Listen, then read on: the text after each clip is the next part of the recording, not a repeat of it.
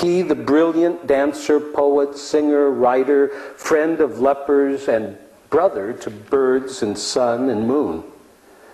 With that rule based on the gospel, shared with the vision of Clare, and their spirituality still inspire nearly 1 million Franciscan men and women, lay and religious, around the world today.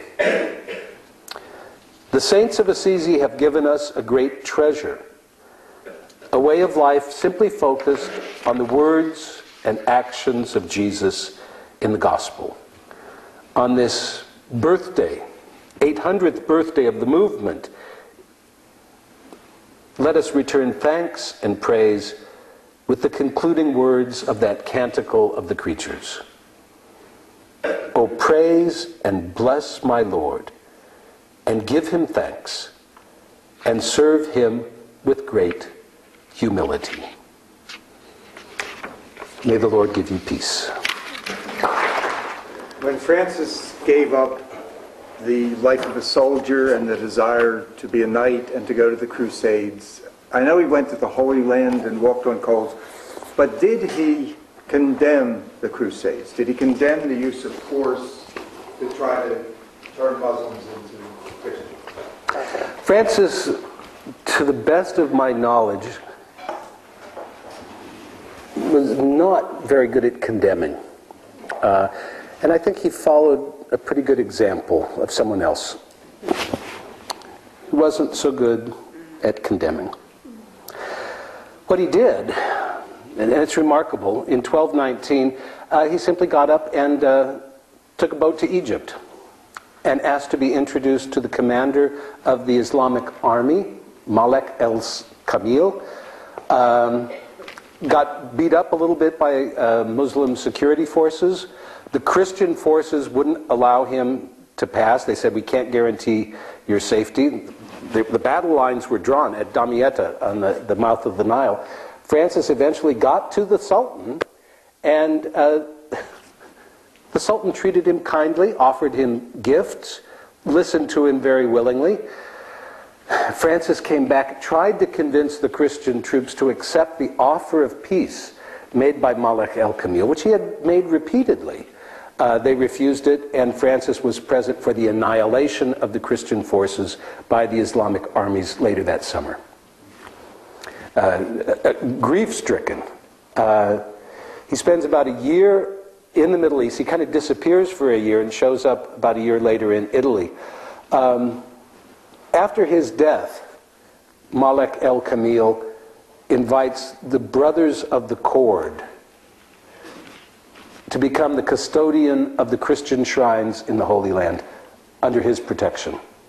And we're still there to this day, the Franciscan custody of the Holy Land, and I'll be there next week. And as some of you may know, it is still Muslims who keep the keys of the holy places for us. Because you can't trust Christians with them, because we fight with each other. So, yes, beautiful story, an example of peace without making judgments about anyone. Great example. Yes? So would you say a little bit more about Clare's rule and what's special about her living with the women? Clare's rule is remarkable because what she envisages is a group of mostly noble women. They don't have to be, but as a matter of fact, most of them were, who were going to live by manual labor. Oh, that's not the way noble women are supposed to live. And she's not going to accept any income-producing real estate to maintain the community. They're simply going to live by what they can make. They worked in the cloth trade, which was really socially downward mobility, producing pretty good quality cloth. We still have some of it around, particularly for churches in the area. That was their one source of work. And other than that, they would live by begging. This was the bone of contention with popes and bishops and cardinals. They could not see a women's community that would live in this kind of radical poverty. It's also a life that is as contemplative or more contemplative than that of Francis. Great devotion to the celebration of the divine office, but also a great ministry of healing. After Clare's death, we have these remarkable witnesses who come. You can almost see their faces. Men and women from the town of Assisi. When somebody was sick, particularly children, you knew where you had to take them. You took them to Clare at San Damiano.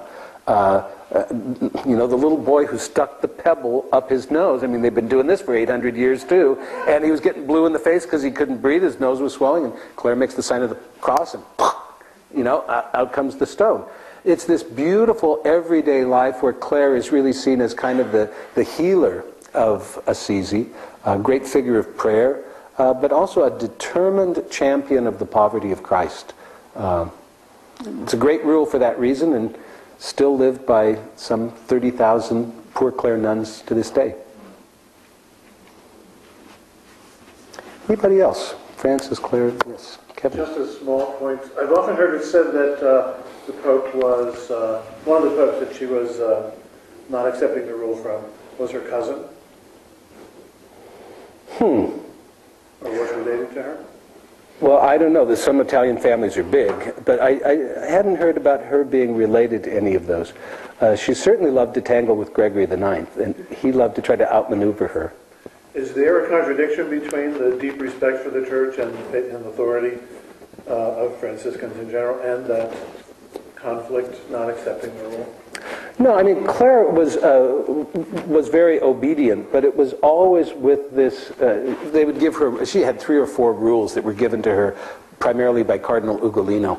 He'd come up with a new rule and say, here, try this one. And she would basically say, thanks, but no thanks. And she kept this kind of dialogue going, saying, the thing about St. Benedict, you got that wrong. We're not Benedictines. We're following the other guy. Would you correct that? Well, no, I think St. Benedict is good. Well, I've got another rule here. Would you like to approve that? No, I'm going to write.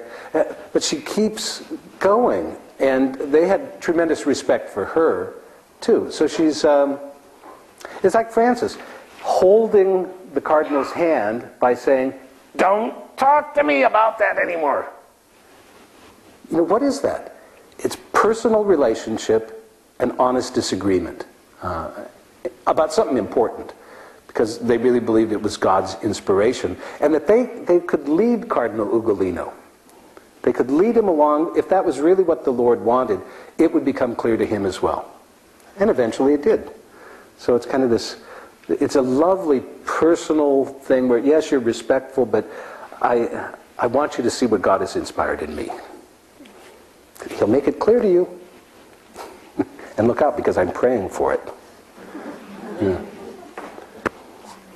Yes? I can never remember where I read things, so I have no idea where I got this, but wasn't there some controversy regarding the idea, like the poverty of Christ?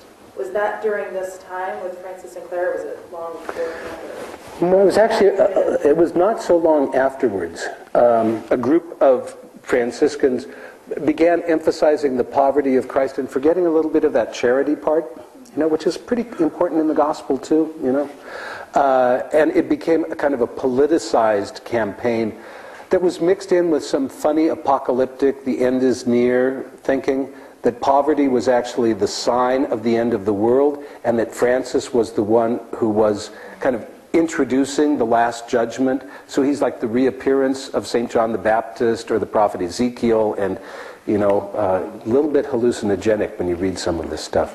Well, the Pope, John the 22nd, bad Pope anyway, decided that he'd had enough of this nonsense and told this group of kind of fringe Franciscans, who were called the spiritual Franciscans, that their emphasis on the poverty of Christ was so exaggerated they were risking heresy, and so stop.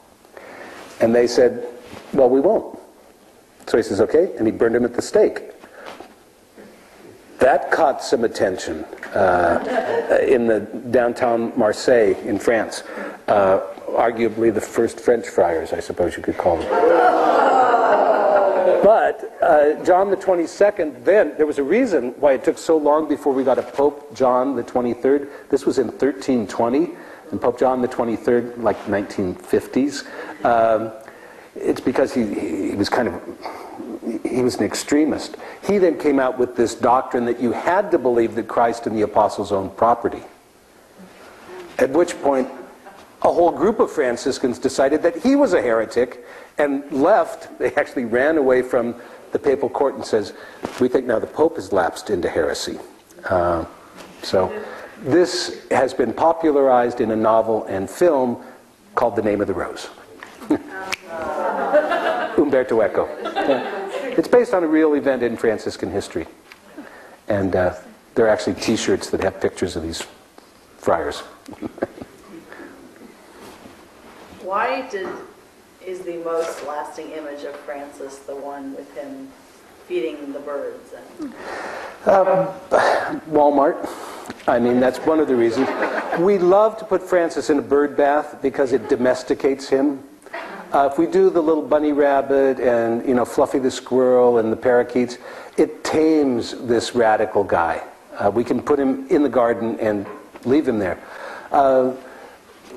It's a romantic vision. It's a kind of 19th century romanticism that recast Francis as kind of the friend of animals and wandering through nature, kind of vague, kind of Thoreau of the 13th century, at, you know, Walden Leper Pond. And, you know, there are pieces of Francis's story that just don't fit. It's the hard side of Francis, the suffering, the cross, the desperately poor people, the lepers. That's the part that we feel uncomfortable with. So we can domesticate him by giving him Fluffy the bunny. Yeah. Which just sends a shiver up my spine. Yes? In light of Francis's relationship with his father and that profound break, is there any evidence of an attempt at reconciliation? For those of you who don't know, Francis made a very dramatic break with his father when he went through his conversion. He tried to give away basically all of his father's money to the poor. Bad plan. And it was actually the bishop who had to tell him that he didn't have any right to do that. But he does have kind of a public confrontation with his father in front of the bishop, and takes off all of his clothes, hands them to his father, standing there buck naked in front of the bishop, and says, from now on, I'm just going to say, our Father who art in heaven, not my father Pietro. There's no evidence that he ever had anything else to do with his whole family. Probably, again, based on his understanding of the gospel, unless you hate father and mother, brothers and sisters, you're unworthy to be my disciple. No evidence of... His half-brother, in fact, seems to have gone out of his way to kind of mock him and make his life miserable. And Francis kind of... Yeah, Angelo, yeah. Maybe a half-brother, we don't know. So, no reconciliation with the family. Gone. We wish, for the sake of family dynamics and all that, psychologically it would be better. No. Break with the family, absolute. Well, I'd like to take this opportunity again to thank Brother Bill. It was just wonderful this afternoon. And to thank all of you for coming. And the next time we'll come together, the theme of Francis is, in the Franciscan tradition, is November 11th, where we will have a talk on St. Bonaventure by one of our own faculty members, Kevin Hughes, who's teaching a course on Bonaventure this semester. So we hope to see you back then. And, you know, it's interesting, it seems like the church for centuries continues to have a problem with property. Thank you very much. Thank you.